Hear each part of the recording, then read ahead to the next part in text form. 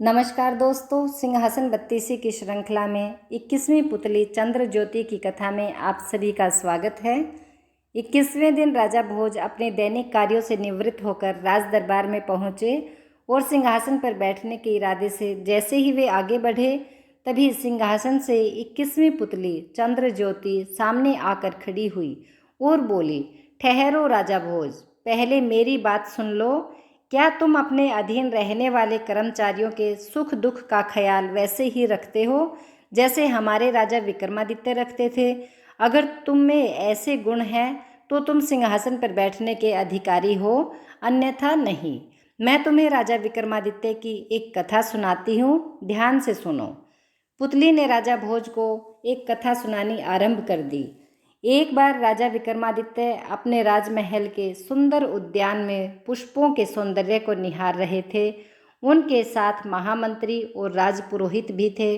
तभी एक द्वारपाल उद्यान में आया और महामंत्री से बोला, मंत्री जी, आपको घर में याद किया गया है। महामंत्री राजा से आज्ञा लेकर वहां से चला गया। विक्रमादित्य को शंका हुई कि महामंत्री को अचानक क्यों बुलाया गया है। उन्होंने पुरोहित से पूछा, पुरोहित जी, मंत्री जी को इस तरह अचानक बुलाने का क्या कारण हो सकता है? वे कुछ परेशान भी लग रहे थे। पुरोहित बोला, महाराज, शायद उनकी बेटी की तबीयत कुछ ज़्यादा ही खराब है। उन्होंने मुझे एक दिन बताया था कि उनकी बेटी कई दिन से बीमार है।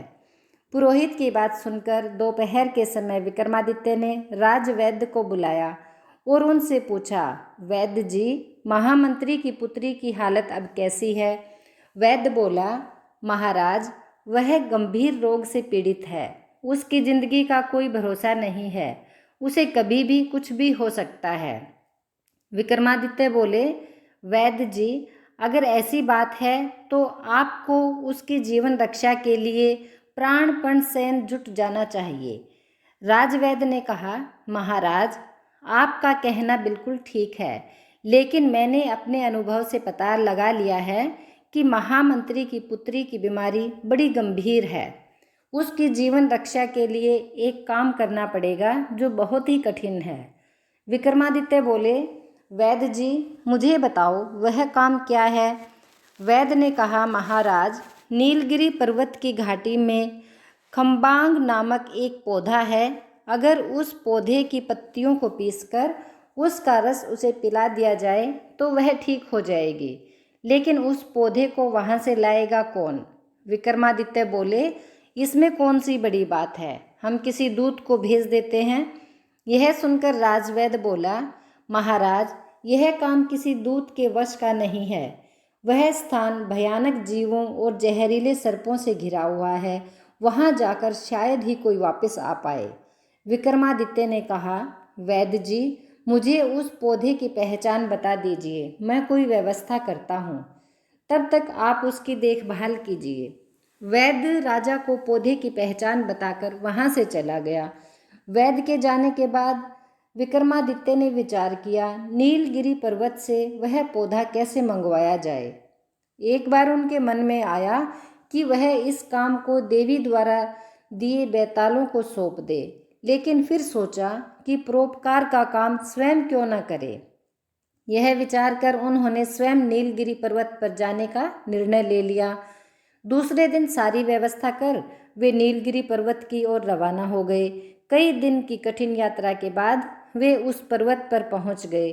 पहाड़ी पर पहुंचकर विक्रमादित्य ने घाटी की ओर रुख किया।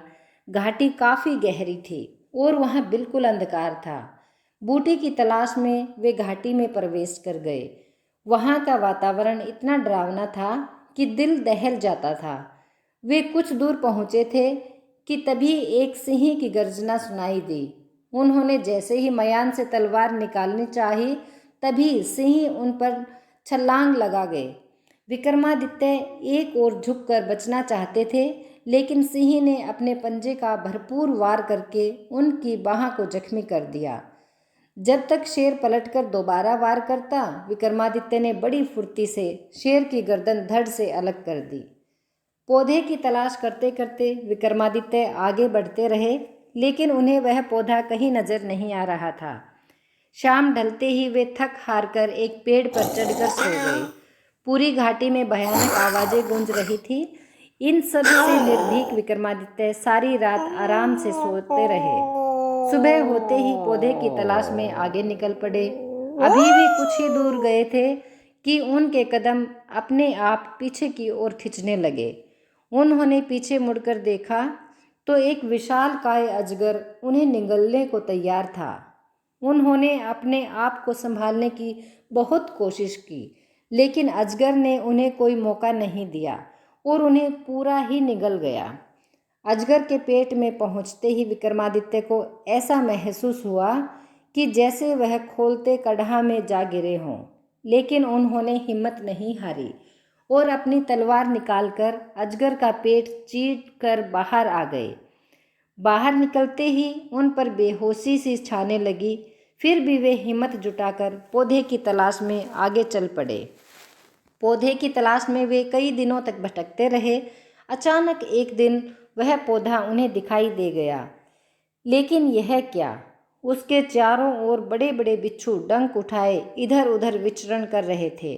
राजा ने हिम्मत जुटाकर एक डाल तोड़ी और बिच्छुओं को इधर उधर कर दिया। अब रास्ता साफ था। उन्होंने आगे बढ़कर पौधे का एक भाग काटा और अपने पास रख लिया। हालांकि अब वे काफ़ी थक चुके थे, इसलिए उन्होंने बेतालों को अपने कंधों पर बिठाकर उनकी नगरी में पहुंचाने का आदेश दिया।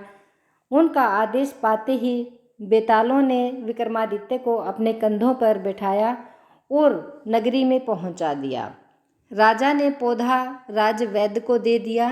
राजवैद्य ने उस पौधे से महामंत्री की पुत्री का इलाज किया।